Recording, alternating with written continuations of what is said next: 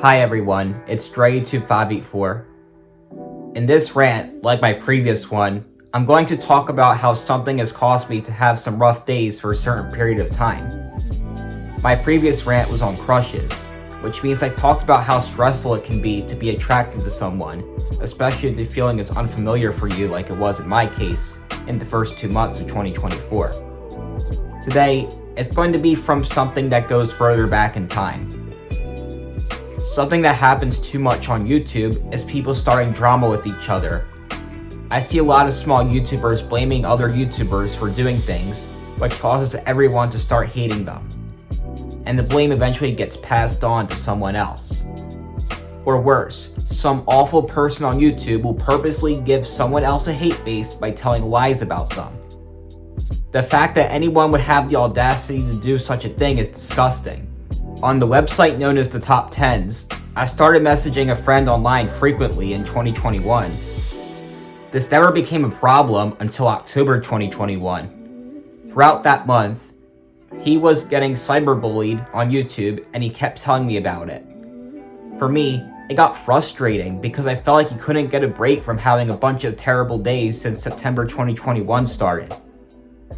Eventually, after the bullying started in October, people were slandering him by editing his comments to make others believe my friend was publishing the slanderer's private information. One night, on the 21st to be exact, it got to the point where my online friend was telling me he was depressed. And I don't mean depressed as in just feeling down, I mean he was having clinical depression. He sent me some disturbing things through text once he described it to me, and it just kept getting worse. This resulted in me having a panic attack that night. This was the first time someone was telling me about a serious mental health issue they were having, and I just couldn't believe what was happening. I really hope whoever did that to him has changed his ways, because what he did was absolutely disgraceful. If this story sounds familiar to any of you, I talked a little bit about this story in part 2 of my atypical neurological connections videos. I was having trouble the day that followed it as well because things weren't completely resolved yet. My school went on a trip to the farm that next day on October 22nd, 2021, and I didn't enjoy myself to the full extent because I was still festering over what happened the night before.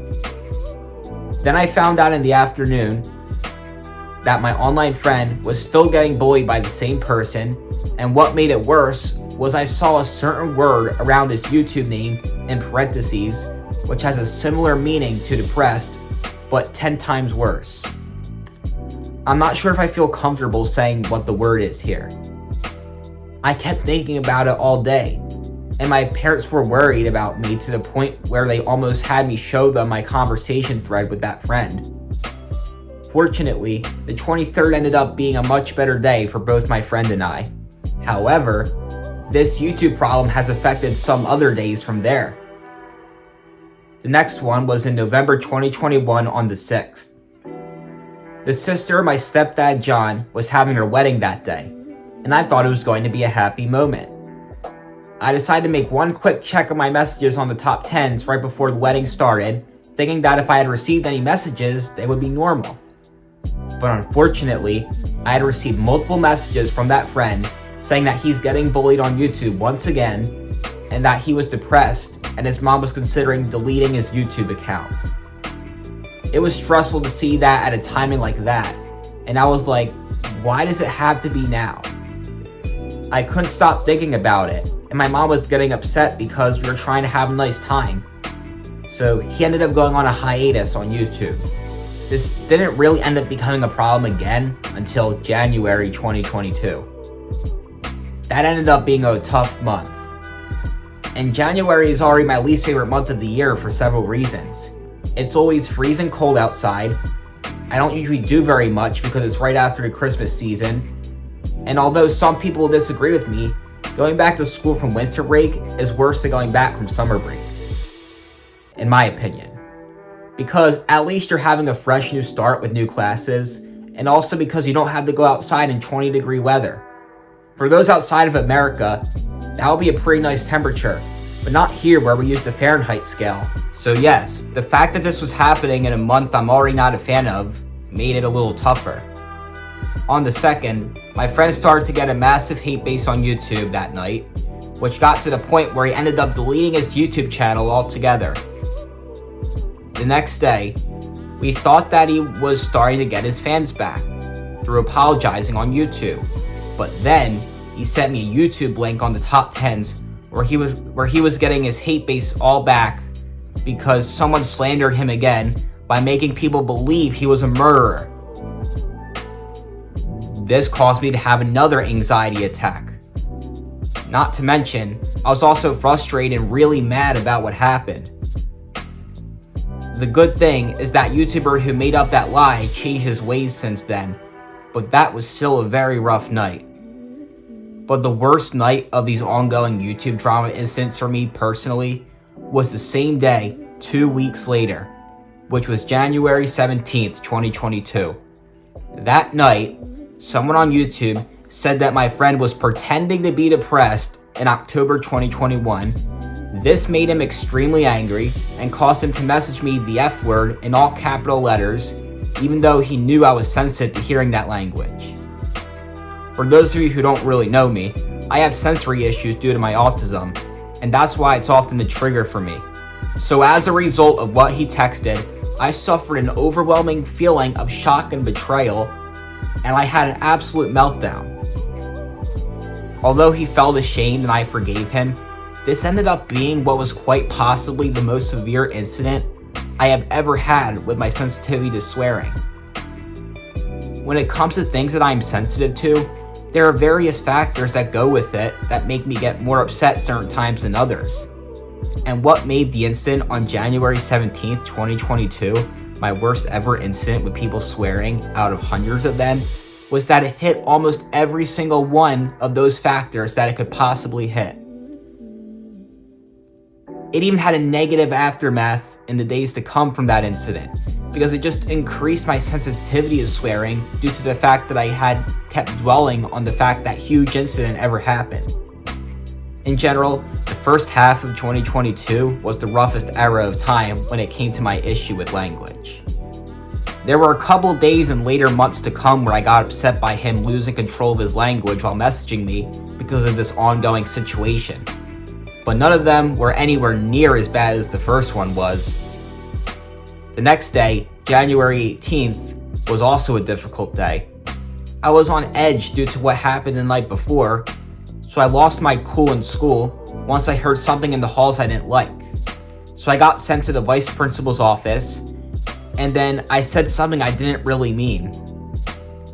This sparked worry in everyone who heard about it. Then I had to talk with my family at home about what I said in school and what happened the night before, which was likely a trigger for it.